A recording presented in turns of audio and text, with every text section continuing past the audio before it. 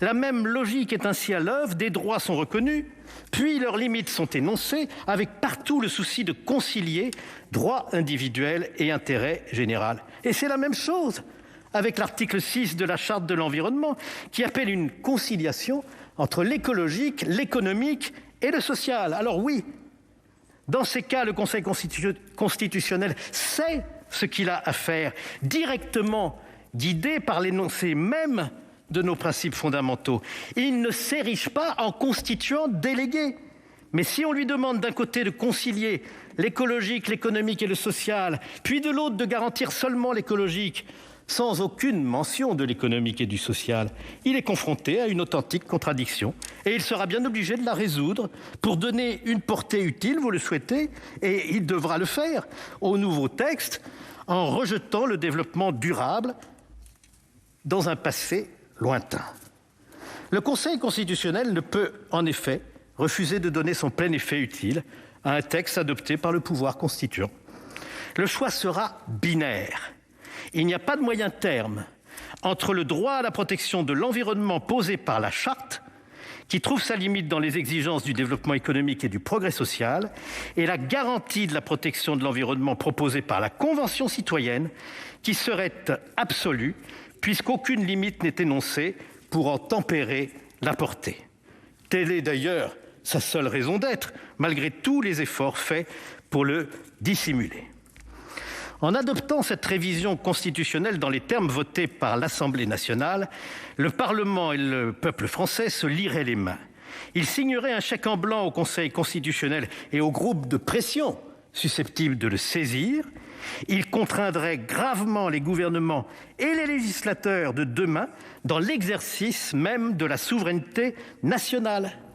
Aucune loi ne pourrait plus constitutionnellement venir atténuer ou corriger la rigueur et la portée de mesures législatives déjà prises pour renforcer la protection de l'environnement.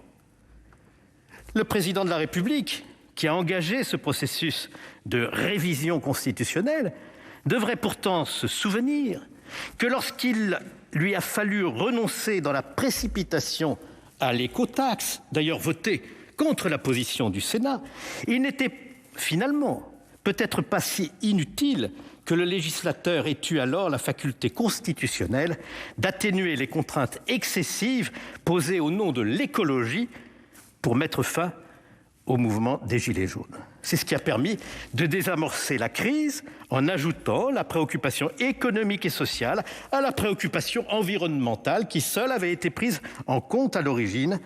Et c'est ainsi que la Charte prévoit que le législateur puisse procéder. Or, cette faculté, nous ne l'aurions plus demain si les pouvoirs du Parlement devaient être drastiquement limités par un texte comme celui qui nous est présenté. Et c'est donc aussi en protecteur de nos institutions, de la fonction présidentielle et de la mission du Parlement que le Sénat doit rejeter la rédaction proposée par la Convention citoyenne et souscrire à la proposition de notre commission des lois de réécrire le texte.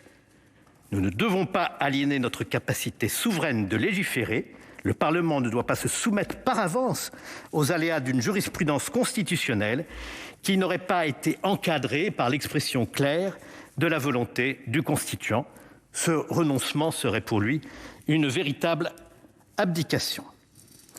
C'est au gouvernement, ainsi qu'au Parlement, quand la loi est nécessaire, de déterminer librement la politique écologique de la nation. Il leur appartient aussi d'en changer si l'intérêt national et la volonté du peuple le commandent, sans que pèse sur eux l'épée de Damoclès d'un interdit invisible.